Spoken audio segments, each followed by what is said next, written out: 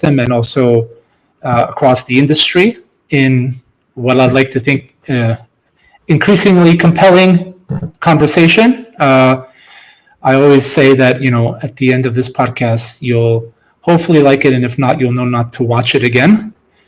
But I've realized, looking at some of the industry experts that do these podcasts, you have to be probably 10 times as animated as you are in person. So I'll try to do my best in engaging a very respected individual and a new trustee to our consortium, Dr. Satyam Priyadarshy, who is the former chief data scientist of Halliburton and technology fellow. He's currently the CEO of Reignite Future, and he's also a senior advisor to Global Quantum Intelligence.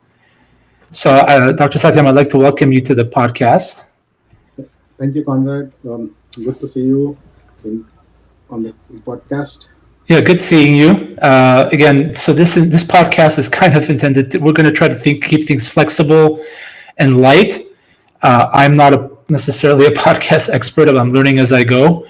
And really the goal here is to have this discussion so that we can collect it as part of our artifacts within our consortium and share as many interesting topics that are the most relevant and top of mind amongst industry professionals. And those industry professionals range from people in oil and gas, financial services, industry, operation people, to technologists, including folks that work with artificial intelligence, and maybe a small subset that have a deeper understanding of quantum computing.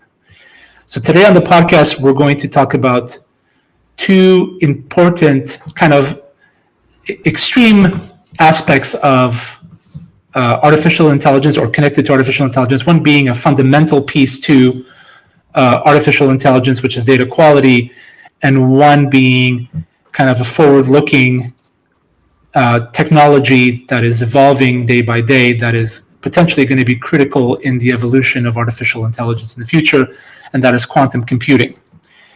And I told you just before we jumped on, I find the quantum computing discussion much more interesting, but I do want to have kind of piecemeal discussions about it. So I want to talk about it now to keep everybody engaged, and then I want to talk about it again as we progress through the more fundamental conversation around data quality.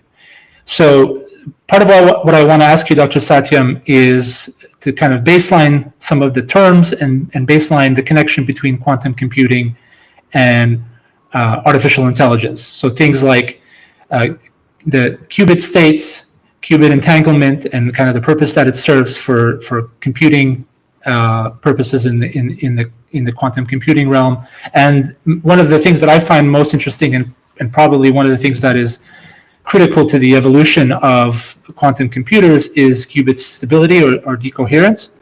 And I want to just level set those topics in a minute or two, and then connect them to artificial intelligence in a simple form. That's a lot to that. Yes, exactly. You have, right, I'm going to time you. You have 90 seconds now. Take your time. But the point is, again, I just want to be able to bring this in some simple form. I wrapped complexity, and I assume that you will unwrap complexity for us. Absolutely. Let's try that. So let's think of, first start at a very high level as to why these two terms have become very popular and everybody wants to talk about them. With the advent of computing power, the challenges that major industries or in many areas, it doesn't matter what vertical we want to talk about, we could not have solved those problems at the speed or at the scale like 5 years ago. So if you look at just an example of applications of artificial intelligence, in the last 3 years, we know that almost everybody is now talking about ChatGPT or LLMs, large language models. But what was it before that? People were using what is called NLP for various reasons. That is a natural language processing. Of course, it was difficult. You could not conduct papers. You could not. OCR technology was not mature. Algorithms were there, but they were not scaling. They can read few files. But today, with these models which are built on billions of tokens, now we can actually just take the whole library and put it inside it. So what has happened in the background? Background computing became very easy. So to say, whether it is cloud computing, but if you go down further, then the throughput chips have become easier and easier to access and provide you significant amount of performance. Now there are still problems that take a long time. For example, drug discovery, we all know, is a significant problem. Since we both have some experience in oil and gas industry, we know that seismic interpretation and going and finding oil is one of the most costly affair in the process and takes a long time. Depending on what organization, what area of the world you are trying to explore, it can take anywhere from 3 to 6 months to 3 to 4 years, depending on whether it's onshore or offshore. And it all depends on how fast we can interpret the subsurface data, seismic data, and other data sets. Even though we have been using high performance computing for various aspects of these problems. Now, these are typically these you can call them as optimization problems. Now, this is where if we look at the fundamentals of quantum computing, this becomes an area that could be actually addressed by using the future quantum computers or some evolution of current quantum computers that are already in place. And so why quantum computers? Now let's go a little bit simpler terminologies. You mentioned some terms. Uh, our traditional computing power, we all know, everybody knows from nowadays, from school grade, people know that computers work on bits. That means zero and one. So right, everything is converted into zero and one. So either you are in a zero state or in a one state. The quantum mechanics says that anything that exists can be either zero or one or anywhere in between at the same time. Now this is hard to believe. But this comes from the fundamentals of quantum mechanics, that either a particle, we can think of an electron or an atom either as a particle, or we can think of it as a wave. Now this is very difficult to visualize otherwise, but has been people have done experiments and they can figure out that yes, an electron or a photon or an atom behaves like a wave as well as a particle. Now, that changes the whole paradigm of computation, because this particular uh, when an object or a particle is either one or zero or anywhere in between, that becomes, now this concept is called a qubit. Correct, and that means it is in some sense it is the fundamental unit of computation. You can say similar to bit, but not really, because it is a superposition of states of 0 and 1. Correct. So for example, if we were to write a simple terminology, then you will say state S is equal to C1 in 0, C1 0 plus C2 1, then C1 and C2 can be any number. So that total of C1 plus C2 square of those things should always be 1. That means either you will be in this state or that state. Depending, if C1 is 0, then you will be in 1. If C2 is 0, then you will be in 0 state. And otherwise it will be somewhere in between, right? It could be 0.5, 0.5. Correct? So that is when these two states are superimposing, right? That's what the word superimpose means. That right? So that unit is called qubit. That means you are spanning all possibilities between this 0 and 1. Think of it, right? If we are to look at, if we were to think of it in terms of our, say, drug discovery interaction, how does that happen? Whether two molecules are interacting, that gives you power of this whole state, that all possible states can interact, right? And you can calculate the energy of that, and you can actually say which of these energies will be the local minimum. So that's where it comes in. Right. So one of the term I use is superposition, which I just visually I said that this is superimposition, right? By showing hands, but what it's saying is that zero and one states can come together. The other phenomena is that you I think mentioned earlier was called entanglement, right? And this is a fundamental property of quantum states, that these two states can entangle and actually can create different properties that are important for our understanding, right? What was the other term you asked? Interference. Yeah. So stability and Yeah. and So the importance of stability for compute. right. So now how we are doing quantum computers? There is when we are when the fundamental unit of a quantum computer is an atom or an ion, or there are some other modalities as well. There are about 7 modalities in quantum computing field. We may not have time to go over all of them, but let's take an example of a neutral atom. A neutral atom can be in a state 0 or 1 or anywhere in between. Now these are actually used various laser technologies to actually look at what state they are in, and then when you have multiple of these atoms together, or so-called qubits together, they perform these various states. So you have a combination of them. So if you have two atoms, you can be 0 1 0 0 0 1 0 1 0, or sorry 1 1, and in between everything else, right? So you have a landscape of all the states that is there. But since these are at atomic scale, there is a chance of what is called in our calculation we could insert some kind of error, and that is what is called quantum error or quantum error correction, which is very important part of building quantum computers. So stability in that sense requires that we don't have any errors in our state calculations. Right. These are short-lived things, so it takes a long time. This is one of the fundamental problems every quantum computing company is actually focused on. If you read papers, people are talking about how to reduce this quantum errors. So let me ask you, just from like a practical perspective, and you're going to have to correct me here if I'm wrong, or just do it in a way where it still makes me look good. Uh, so part of the practical aspect, from my perspective, right, is you have these qubit states that can be represented in a multi-dimensional space, and then you can apply quantum algorithms to them to perform some sort of calculation.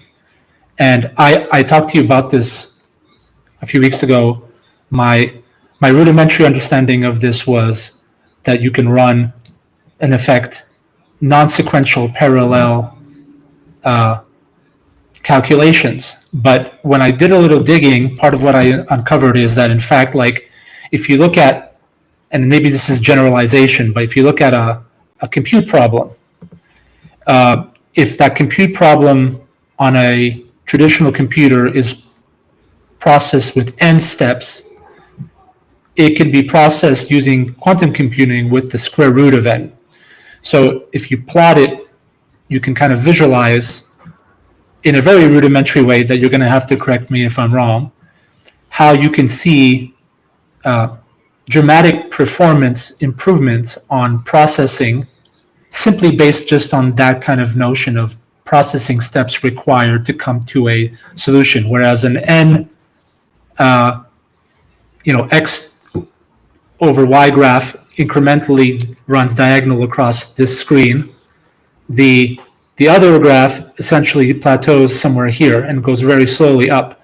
So with very highly complex procedural steps, you get incrementally reduced processing steps to come to the same result, right? So that's how I, at a very rudimentary level, interpret performance improvement that can then, I think, could be translated to, an understanding of what this can mean for, model training, for example. Is that at a rudimentary level correct? That is right. So I will not go in the math of it, but I'll just say in a very physical way to think about it, right? Um, so, for example, if you are going on a hike, right, and it's a very complex landscape, uh, as you walk along the path, you will see going up and down, right? And you don't know what the next step is. Whether the after the next dip, where you are in the dip, whether you are going up, and after that, do you have a bigger, higher altitude, or the dip next to it is smaller or bigger, right? So you can only see a certain aspect of it. So when we are doing computations in today's world, we are looking at this, say, landscape in like a sequential manner, so to say, and saying where am I going? But but now think of it that you are like just sitting 5 feet above the ground on a drone. Now you can actually see the whole landscape by yourself, and you can see in which direction should I walk, so that I don't have to climb so much to reach to this point, and can avoid some of the deeper dips, so to say. Right. Correct. So what you have done is essentially looked at the whole length, all those points on a graph in, let's say, 2D now, or 3D actually, because you're also at the height, and now you can actually design your path, the most optimized path. Okay, that's a very nice analogy. I can kind of understand it as well here as it relates to Right? this. So it's So with quantum computers, it just becomes so simple that you can see the whole landscape, and you know exactly which of these points are of my interest. Whether it comes to our say exploration side of the world, or whether it comes to the drug discovery side of the world, or to the biotechnology side of the world, you can actually look at those things in that way, and hence the compute speed is so large, could become very significant. right. Okay.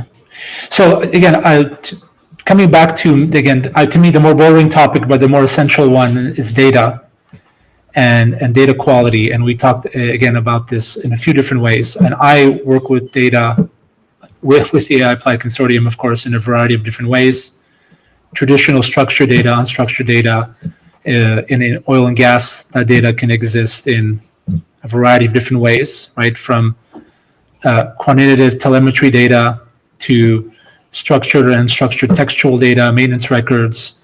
There's a lot of evolutions of technologies like large language models that today have enabled, and even in the last few years have enabled, the ability to consume new types of data and essentially include it as part of features and causal elements that historically, with data science, traditional machine learning, were left on the table. But that process doesn't forego the need for understanding, cataloging, and I believe also, in some senses, transforming and cleansing data. Maybe today that is more flexible. For example, you can use large language model pipelines to interpret unclean data and have it still provide some sort of insight. So you don't have to standardize nomenclatures. The large language models can do those for you. And that's to me is my area of where I get my hands dirty today with data. But I want maybe for you to take us back to your perspective on data quality and how that plays a role in being able to build AI models and build models that are accurate and precise. So, those who have heard me before, and this is what I've been telling the industry for the last, at least oil and gas industry for last 10 or 12 years, and other industries before that. So what is the especially in industrial area, what can we do with artificial intelligence applications, right? First, we can optimize our workflows. Once we have optimized, we can automate them, and then we can come up with a better solutions, or what I call innovative solutions, so that they they actually impact our both bottom line and the top line as well, if we are in business environment. Now, how do you optimize? Uh, as we both played in oil and gas industry, we know that We have significant amount of unstructured data, structured data, and if you talk to anyone on that, we will say the data is of poor quality. Now, if you want to really build an innovative solution or an automated solution that can actually take actions by itself, especially when we are in such a tough industry, that means the model should produce the result that should be 100% so-called quote unquote 100% accurate, that I can actually turn off a valve, so to say, right? Mhm. Let the machine do it, right? If a machine is in control and if it shuts down a plant, then we are in a deep problem if the data that was fed to it was wrong or data was of bad quality. Mhm. So this is why the imperative that if you want to leverage artificial intelligence applications to the maximum, with the maximum benefit to the business, then we need to really automate our workflows to the max to as much as possible, and then we can come up better solutions. So in order to have such self-acting, self-learning models, the data behind has to be of high quality that we trust, right? So, can you give me an example, maybe a Um, specific use case? yeah, so let's look a very simple example of, let's take a pump in the industry, right? And if we are not collecting enough data, but we built a model saying, oh, if the rotational RPM of this pump has increased by 2% extra, oh my God, the pump is going crazy. Let's shut it down, right?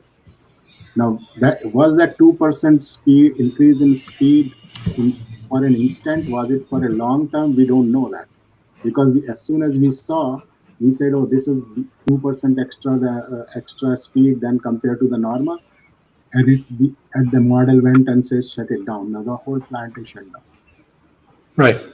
So So, what is the proper approach then? so the proper approach will be to the first is to look at the historical data that we have and saying how many times such incidents have taken place for like these kind of increase in rotational speeds or vibrational data of such a thing, and then come up with saying under what conditions these things happen. So that means your data should be really any outlier events like that. I call them outlier, but they are like could be very insignificant value, but they are different from a normal process. If you are able to point at them to the physics, then you can actually make sure that this automatically does not shut down the pump. It only gives you a warning saying this pump is behaving badly. Conrad, please go and check whether you need to shut down or not to shut down. It can only prescribe rather than shut it down. I'm not sure I'm the right person for that, but regardless, No, someone can do that. but you know how the industry is going after, right? They're saying we will make every technician a citizen data scientist. So you see that becomes a challenge, right? We have to be really careful about the fundamentals have to be right, and one of So the most fundamental thing is understanding data. so why do you think that example that you gave, and I don't know if that particular example happens in a pervasive way, but I've seen that happen historically, is that a function of lack of digitization historically to support enough information collection to effectively build models in the right way? Is that a function of rushing to trying to bring, you know, technology to a problem instead of looking for a problem and delivering a technology? Like, what are the reasons that this is happening? Because obviously, you know, being an expert in the energy space, you've seen this happen, and you're trying to reinforce the message so that it doesn't continue to happen. Yeah, so there are three. I would put three challenges to that. One, yes, when I would say when people saw AI is like, oh my God, it can solve everything, right? There were people who would say, oh, I can you actually build a model in 6 weeks, right, on 30-year data? How is that possible without understanding the data? right? Especially energy industry, they can't even sign an SOW in 6 weeks, right? Yeah, you said it, not me, but yeah, okay. Good. We Somebody all had to say it. Yeah. we all know that, right? It's a practical part of it. Uh, right, even a simple SOW has to go through so many steps because they want to make sure that every terms and condition is right, who owns the IP and all those things. But suddenly they want the engineering data of 30 years to be analyzed in 6 months because some AI is some magic that could solve the problem, right? That is not true. Especially when we are talking about complex industries like energy, or we are talking about healthcare industries which have such regulatory compliance required, or financial industry which is highly regulated as well. So there is a what you call method to the madness, that you need to first understand fundamentals of the data. How does it fit into the process in your workflow, and is that good enough that it could be built into a what I call self-learning model. Correct, and that is very important. Otherwise, what's the point? I go and run one script, you go run one another script, and another person goes run one script for each of them. Then we are kind of not taking full advantage of the technology that exists. Right. Exactly. Right, that's one. Second is, having said that, lack of digitization, yes, that is very true. The digitization by itself is almost 20 years old methodology that people have known for a long time. And if you look at some industries, they haven't really digitized all their products. Now, question comes whether it's a balancing act between cost and output. But if they had been doing continuously for that, even if you took the last 10 years as a marker, if they had done these things in last 10 years, they would have been in a very different spot today. Because today, with in the last 3 years, the number of say LLMs that have come up, and so many of them are available, so-called quote unquote free, they could have actually mined their unstructured data significantly to actually create value. Right? So there's a lack of I would say um, uh, motivation to actually take advantage of newer technology. I mean, Uh, I love that you touched upon that point. Sorry to interrupt you, because I feel, and I've talked about this on a couple of different occasions, that in addition to the opportunity loss that you get out of not understanding the fundamental aspects of your data, something like telemetry from your pump, for example, which inherently have value, irrespective of if you're using artificial intelligence to predict. There is no other technology more so than machine learning and artificial intelligence where there's an opportunity loss, not just in the immediate value of collecting the data, but in the downstream value of having that data in place so that you can train any different kinds of models to support some sort of insights into your operation from that data. And so every day that you don't digitize, you not only miss the fundamental value of the data, but you're also missing the downstream value of the AI model that will require high diversity, high volumes of data in many scenarios to be able to effectively look at new information and be able to discern some sort of proper recommendation, like the example that you gave, right? So I love that you reinforced that point because I think it's a really good wake up call for I think this industry because it is a laggard in this space, but all industries as it relates to artificial intelligence. and the other aspect is, right, people try to only, what should I, the term I want to use is, while they have lived in silos for too long, they still continue to want to live in silos, right? And that is not possible. That nothing is, it's when it comes to data, taking advantage of data, we all know that any process we do, whether it is oil and gas industry or other aspects of our energy industry, and even coming to carbon capture, if you want to go on that path, all of these are very integrated workflows. And as a result, we need to really understand how various data sets connect with each other, and what are the connecting points and what are the gaps in them as soon as possible. And today, one can actually leverage these LLMs to actually help you find that even faster. But you have to have fundamental knowledge of it, and and train the workforce in the right way, rather than just saying, "Oh, let's go and take everybody go and take one course here and one course there," and then they saying, "Oh, we are doing upskilling of talent by sending them to online course in such and such place." That is not how it works. We need to really understand in what context we are talking about. Right. Yeah. You were mentioning a third point, and I interrupted you. Do you remember it, or do you want to No, move the on? third point was that we need to look at holistically more of the data, right, instead of just in a silo. Okay. So I want to come back to this aspect of workflow. I want to just to unpack it a little bit. So to me, this means a couple of different things.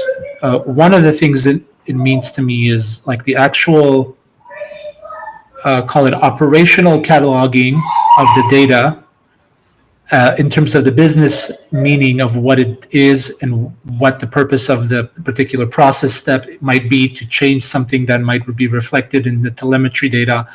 So it's this idea of, in some respect, understanding the the ins and outs of the collected data at the business level and at the physics level and at the analytics level, right?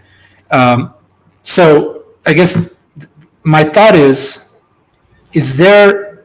I'll ask this as an open question, just to not pigeonhole you into an answer. Is there prerequisite work that needs to be done outside of just collecting data and digitizing it and cataloging it to be able to achieve a place where you can holistically optimize workflow? So, so I am not of the philosophy of what some people have actually started practicing is to take and move all data sets into some big pond of data, right? Let's move everything to XYZ cloud, and we will do all companies' data in one place, and then we will start looking up. That is not the philosophy I think that works, and that will work anyway. What we should really do is uh, but any industry should already know what is the areas of improvement uh, for them. Especially leaders must know that because they have been running these after business, and then we should focus on those areas first to actually optimize and get the data catalog for that area, and saying who owns what data. Just a simple. It's not like a you need to have like 50 pages of like lines. It is as simple as saying this database has data for this kind of pumps. This has SAP has this kind of information. This site has XYZ, or these files have XYZ. Right. So these kind of things can be cataloged very easily. People should know that within that organization, how an organizational structure is there, but making it available to people that saying here are all 50 types of data sets we have, and then providing them a connectivity to that, and so they can look at a small amount of data and to see what is the quality of the data before moving into a big cloud in a movement for 2 years and waste all the time. And then eventually saying going forward, we want to have all these things in a nice area, so to say, whether it is cloud, whether it is a in-house cloud, and all those things move into one place with a proper what you call tagging, so that we have a good provenance of the data, and then we can actually start building automated models on that. So first is to stage to where we are today, to go to a point where we can start building automated models, right? Then the next stage is we can start saying, oh, now I can optimize this workflow because I know these are the points which can really reduce the time, or they can reduce the interactions with human beings, right? So there is this is the method to do it. We haven't most people are of belief that data cataloging also means bringing data into one place, which is fundamentally flawed. There is a physics law which says moving data is very expensive. People don't realize that, and we spend too much time doing that. As you described all this, the reason I asked this question actually was I was in an audience. I want to say it was online amongst oil and gas executives, and there was a Q&A process going on, and there was a couple of recurring kind of thematic barriers that you heard. One of them was data, and the other one was talent. But when I come to realize is when they were speaking to this point, and, like the AI Applied Consortium, and you're just being introduced to this now as a new trustee, which I forgot to introduce you at the beginning as a new trustee, but thank you for joining us in the board. I began to realize that this audience was speaking to a problem statement, and we are too now, that is actually centered around what is somewhat outdated problems with data, because the state of the art being, maybe large language models and model context protocol principles that can abstract tools, and the governance behind those tools and how you have to manage descriptions, that and even processes, workflows. So for example, large language models benefit from a chain of thought process, which at scale is also grounded in processes and workflows. So all those fundamental data problems are now becoming exponentially bigger. And now this industry, in part, not entirely, is asking and stating problems of a technology that is drifting in capabilities further and further out from their reach because they're not digitizing and they're not taking the steps that you articulated to them. So I find that just the fact that you mentioned that really interesting, and it just recalled the memory in my mind, and maybe an interesting call to action to anyone listening in the energy space to realize their position and to move much more quickly than they are. Absolutely. I think, especially energy industry, which is critical for all of us, right? It doesn't matter what energy we are talking about, whether it's oil and gas, geothermal, or we are talking about nuclear. All of have similar challenges, right? And all of them can benefit from now so-called scalable LLMs in many ways, but doing it right is very important, right? It's not like, okay, I put every technician to go and just open ChatGPT for them and say, now all of you have become data scientists overnight. That's not how it works. Right. Right. Because not only there are hallucination within the LLM models that creates, now you have also additional human hallucination that will be added to it. Because if you don't understand the workflows and if you don't understand the background, you have created another layer of hallucination. Exactly. So Dr. Satyam, just I know you've never been on these podcasts, but I always go unrehearsed into some of these waters. So you tell me if you want to turn around. We're going to go into an area that it kind of touches upon some momentum that we recently have. But I wanted to get your input because you were actually nominated through the trustee board after we did this submission. So we did a submission to the Office of Science and Technology as part of the AI policy RFI.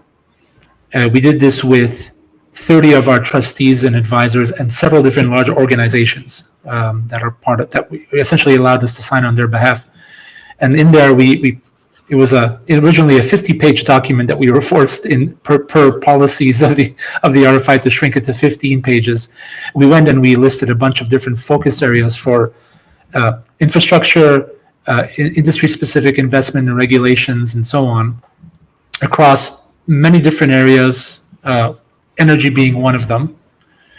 And all that to say, this isn't a large self-promotion. It was more to ask you, in your opinion, is there something that, as you know, maybe an American AI policy document came out, and in fact, like part of our positions, almost verbatim, made it into this document, and I've come across a few different folks in the space that have kind of alluded to the fact that this was like a good comprehensive submission, and it resonated because of the fact that we signed it together. But like, one, I definitely love you to contribute to the next thing that we do here. But two, we probably were missing your expertise here in some of the energy centric positions. So is there something that you think that at a federal level should be just enforced or otherwise invested in to help support the artificial intelligence evolution in the energy space? Is there anything that comes to mind? Yeah, so I think one that I feel um, two areas that will benefit the industry actually significantly. One, whether it is funding through federal or whatever the mechanism is, that we actually modify our courses in the universities in collaboration with industry, right? We like, if you look at energy courses, whether it is in our science department or geological sciences department or any other mechanical, chemical, right? They still teach, so to say, the old method of teaching, right?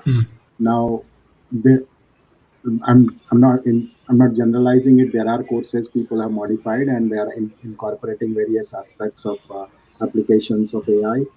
But at the same time, this has to become now mandatory, basically, to all of them, right? But more importantly, partnership with industry is very important, right? Right. Half of the workforce that actually gets trained is these faculty members have really built some synthetic data, guessing it that it is there, and then they build these models. What will students learn? Now, projects that have been abandoned, say for example, in the industry, that data is sitting with many companies. Yes, it's proprietary now. As we all know, with LLMs, everything can be parsed, right? These industries should actually really partner seriously with these academic institutions. In the process, not only you are training the next generation workforce, but also uplifting the current generation workforce, because they can collaborate with these new minds and new technologies. And so this will be a two-way benefit for the industry, and that requires certainly funding, because faculty members need to have the right access to the right kind of computing powers. Uh, and if quantum computers are available today, and if they want to incorporate that now, uh, that requires funding from various agencies to these academic institutions, which could be partially contributed by the industry itself, and that could actually change the game for and as let's talk about energy manufacturing and drug discovery areas. Right. Yeah. Yes. Career architectures. That's a big, interesting, very dynamic, moving issue for, right, the up and coming workforce. Right. Like the technology is moving so quickly The that. one aspect that of that is is that we all, since we all have been in the industry, and we have been talking about this big crew change and whatnot, retirement for in oil and gas industry. But you see what we can capture. If we can capture their intelligence, the tacit knowledge, the how they scaled various aspects of the problem and solve them, right, in the times when technology was not there. That itself could be very beneficial when we are trying to build models which are more efficient, right? Yeah, And you're speaking my language here. Tacit knowledge, institutional knowledge, using large language models to support workforce development. Huge, actually, incidentally, thing that we're doing in the manufacturing council right now. well, we are all quantum particles, so there must be telepathy going on here. There you go. There you go. We're entangled. Right. But I think that's an important part of it, right? Because how do we enhance, right?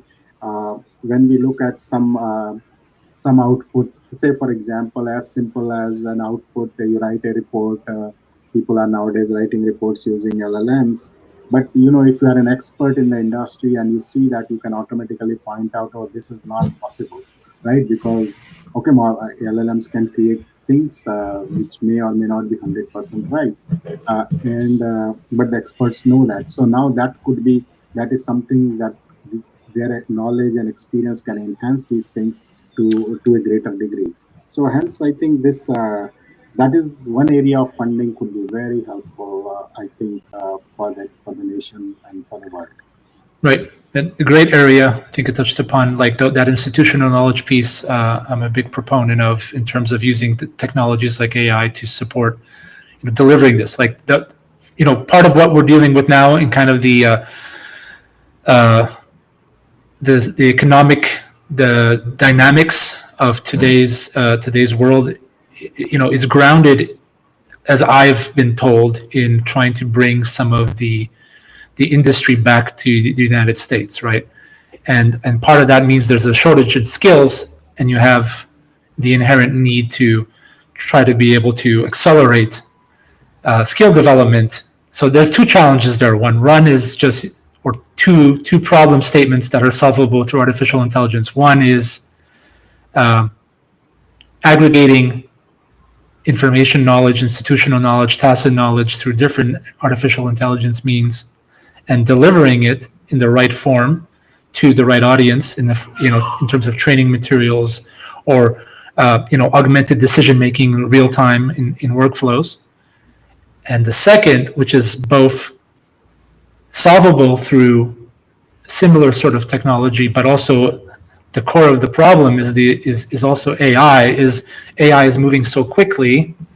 How do we redesign career paths and career architectures and understand what those career paths are going to look like in the future? And I just on a, I think, interesting note, I think I might have mentioned this in the past.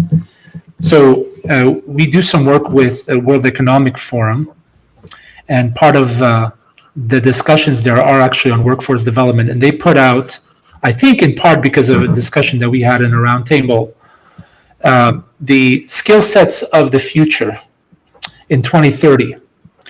And the two primary ones that sit in the top quadrant are problem solving and creative thinking. They're not hard skills. The notion, I suppose, being that AI technology will abstract the grassroots aspects of things, and the career paths of people should focus in building skills around that area. I don't know if you agree with that. And maybe the fundamental problem with that is that you're essentially doing what you said not to do, which is, not question the intricacies of detail and just accept the output of an AI model, right? So you do have to still have core skills, but capitalism drives industry, and sometimes it's an inevitable direction. Yeah, so I think the problem solving skill is critical, right? So what if you think of, let's assume for now that L- um, LLMs are perfect, right? Let's not talk about the challenges there. But even if they are perfect, right, you still have to define the problem to solve correctly for the industry, right? If you don't know the problem solving skill, what kind of prompts are you going to give it to the industry, to the LLMs, right? So to that it can give you a workflow, or whether give you the steps, or whether it gives you the right, or whatever it may be. So if you don't yourself don't know how to define the problem, then how you can't write the right prompts, and if you can't write the right prompts, you get a garbage result. So Exactly. hence problem solving skill is very important. So let me ask you. I got one more curveball for you, and then we'll slowly start to conclude. And I want to bring it back to quantum computing, and again, non-rehearsed, so you can pass on the question. I got another one lined up. So, do you believe that? Well, first of all, where do you believe quantum computing will be in 10 years? And do you believe that quantum computing, in part, is the key to AGI, or sentient artificial intelligence? And I have a follow-up question depending on what you say here. All right. Oh my God. Okay. So, since you mentioned really that we live in the capitalistic world, right? So, where is quantum computing? Yes, good question. So, I say that maybe in 2 years' time we could see a quantum computer which can give us some results which are commercially advantageous. I will not say what field it would be, but there could be fields like science, in science or in finance, right? We all know a lot about in cryptography, so let's forget that part of it. But where is commercially advantageous, right? Where is the quantum advantage in terms of commerce, right? So if we were to get, say, one use case that shows a significant increase in commercial value for a particular industry, what we would see is a significant investment in hardware, so that people can build large scale quantum computers, right? So it's a domino effect that will happen.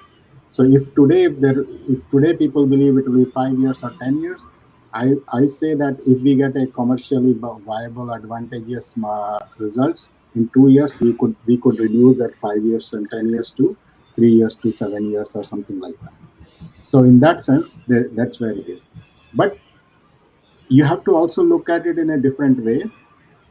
The combination of uh, okay, I'll come back. A combination of various technologies, whether it's quantum computing, artificial intelligence, and others, has a different paradigm for this. Now, coming to your question of whether we will have AGI or what Sentinel beings, I we are probably are already living in that simulation. As a joke, but it may be true, right? We may be the only small cog in the whole wheel. But what is on a serious note, I think we are still away from so-called fully reasoning system at the level of so-called human beings right now. If you look at the robot to robot interaction, people are trying now. There are very narrow interactions that take place. Or if you are looking at autonomous vehicles, they yes, they can talk to each other at a various levels of data integration that is taking place. But to be completely autonomous like you and me, that's, I think, a little bit away. Probably we need some engineers from universe, some other planet, to come down to make that happen. But that requires, that requires at a more deeper level, that requires certainly much what I call uh, the chips that are actually very efficient, working in the temperatures that are feasible, and integrated very well. Then maybe someday we could have. I'm not saying it is not possible, but the advent in nanotechnology that is taking place, the biocomputing that's going to happen again.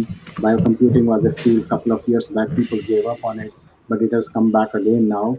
And if we can store all the information on a DNA molecule, why not? Right, a long time ago, I did a calculation on 15 base pair DNA, and it was my life for a couple of years. It was not easy, and I'm still waiting for that quantum computer which can take my 3 years of computation and do it in 3 minutes. Right, 15 base pair DNA is not a small molecule, and I was not doing what I call ab initio calculations. We were still doing what is called semi-empirical calculations, trying to figure out how an electron moves, how fast it can move, and took all the supercomputing power in the world that was there, and we did that. But that requires that I can actually move on the DNA as fast as possible, right? So if that computer can come, we may see that we may see some sentient beings floating among us. So you don't think that this is something that is imminent or close or in the next 5 to 10 years, unless we come about some discovery technologically that will leap us far beyond our current capabilities? That's So I don't want to say I don't want to give a timeline yet, but because there are multiple things happening at the same time, right? Nanotechnology has matured so much, right? And 3D printing has created a new dimension to this problem, because now you can really build parts very, very small, and you can actually implement those things quickly. So if you were to think of a supercomputer in, say, uh, uh, of my height, so to say, 5 by 4, because I'm working at room temperature, can we actually build something like that? Who knows? Could be possible, right? Today, quantum computers require cryogenic temperatures, right? right. So things can change combination of technology. If we look at one aspect, then we will say, "Oh my God, it will take time."